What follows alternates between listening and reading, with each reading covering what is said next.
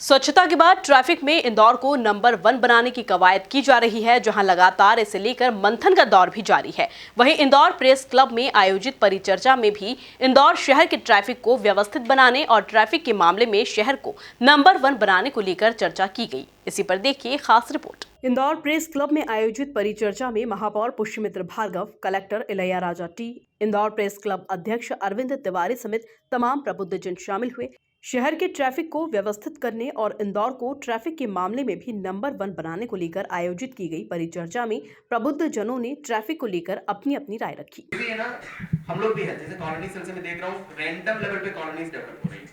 मुझे भी कुछ आइडिया नहीं है कि मतलब है ना, हम कॉम्प्रिहेंड भी नहीं कर पा रहे कितने कॉलोनीज कौन सी रोड पे आ रही है। जैसे अभी बाईपास रोड का हो रही है, तो वहाँ बोल दिया कि सारे मैरिज हॉल्स भी आ गए, सारे स्कूल्स भी आ गया, एक और मॉल भी आ गया। तो हमको ठीक है, मॉल भी ना डेफिनेटली गलत होगा, बट उनको इजी टारगेट हो गया तो सिर्फ एक व्यक्ति को टारगेट भी कर दिया।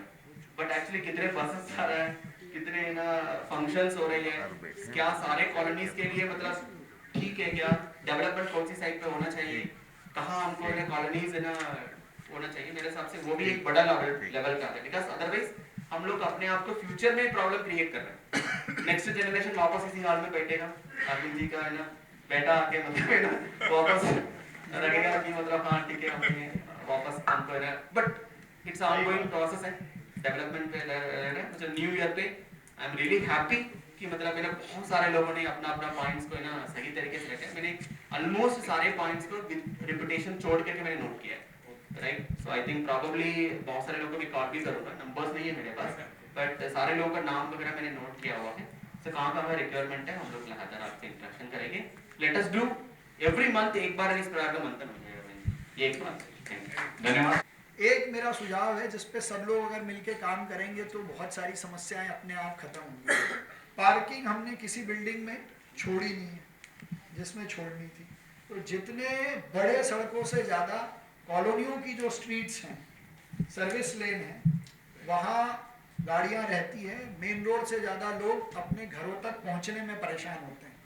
तो समय अब ये है कि हम हर एक वार्ड में 2 या 3 ऐसी जगह सब लोग मिलकर ढूंढें और वहाँ पार्किंग हो। और अब शहर को पैदल चलने की, साइकिल का उपयोग करने की, ई रिक्शा का उपयोग करने की और वन वे से सड़क पे चलने की आदत डालनी होगी। जैसे बाईपास का समाधान यही निकला कि उसको वन वे किया जाए। राजबाड़ा और आसपास की समस्या का भी एकमात्र समाधान है कि गंगवाल से जो बस हमने सरवेटे तक बनाने का काम किया, जो राजबाड़े तक पूरा हो गया है, तो वो एक तरफ से आने का हो और राजबाड़ा से राजमुल्ला तक जाने का हो। तो राजबाड़ा लेफ्ट टर्न पे चले, कीप लेफ्ट पे चले, सड़क का उपयोग चलने और पार्किंग के लिए, दोनों के लिए हो जाए, तो ही समाधान निकल सकता है। बहुत शहर को अब तोड़ने की गुंजाइश भी नहीं है।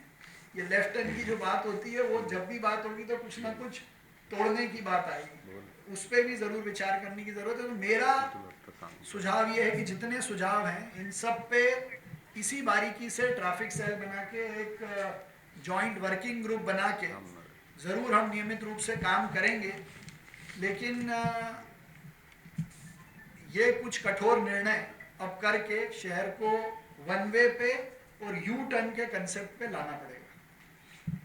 प्रबुद्ध जनों ने ट्रैफिक को लेकर जो सुझाव दिए उन पर अमल करने के साथ साथ उन सुझावों पर काम करने को लेकर प्लानिंग जल्द शुरू होने की भी संभावना जताई।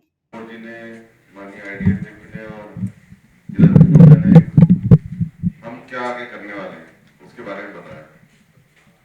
और ये बात सही है कि पिछले कुछ महीनों से इस पे काम भी हो रहा है।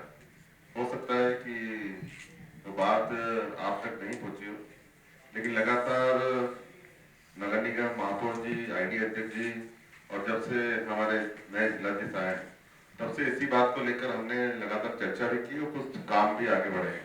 आने वाले समय में वो हमें दिखेंगे भी। एक तो बात आ रही थी कि कमेटी बनना चाहिए। पहले जब मैं नगर निगम में था तो हमने उस समय खिलाड़ी के समय एक कमेटी बनाई थी। आज महापौर जी ने कहा है वो कमेटी हम बनाएंगे। मैं उनका स्वागत करता हूँ ताकि हम सब मिलकर उस काम को आगे बढ़ाएंगे।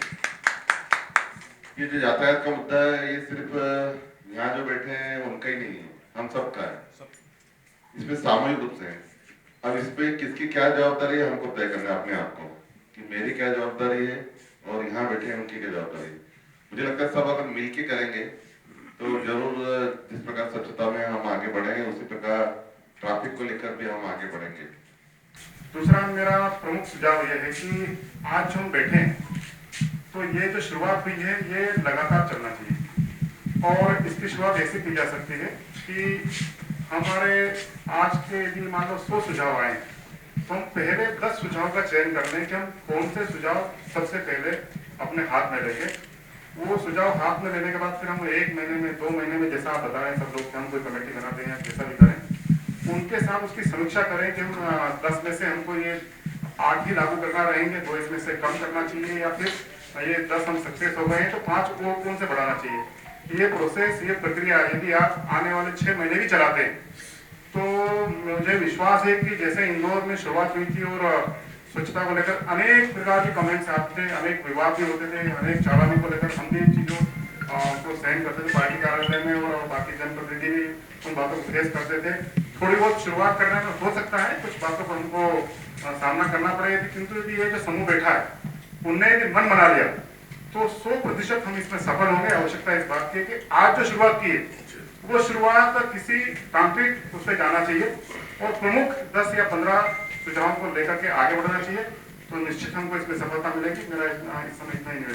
बहुत आसान है, मैं कहता हूँ किसी चौराहे पे आधा घंटा चल के देख लिए तब आपको ये समझ में आएगा कि एक्चुअल समस्या क्या है।